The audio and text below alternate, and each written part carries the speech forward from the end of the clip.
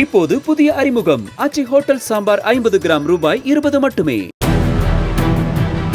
திருப்பதியில் பக்தர்களுக்கு தரிசன டோக்கன் வழங்கும் முறை சீரமைக்கப்படும் என ஆந்திர மாநில முதலமைச்சர் சந்திரபாபு நாயுடு கூறியுள்ளார்.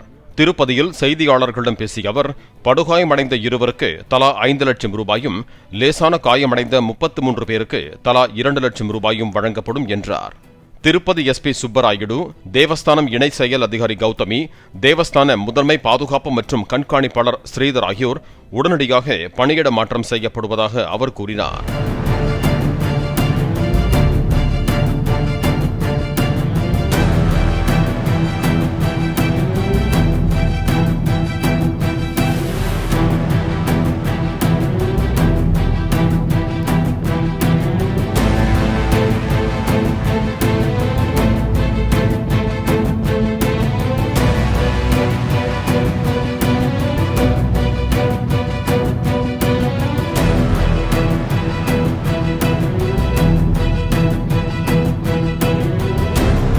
இப்போது புதிய அறிமுகம் ஆச்சி ஹோட்டல் சாம்பார் 50 கிராம் ரூபாய் 20 மட்டுமே.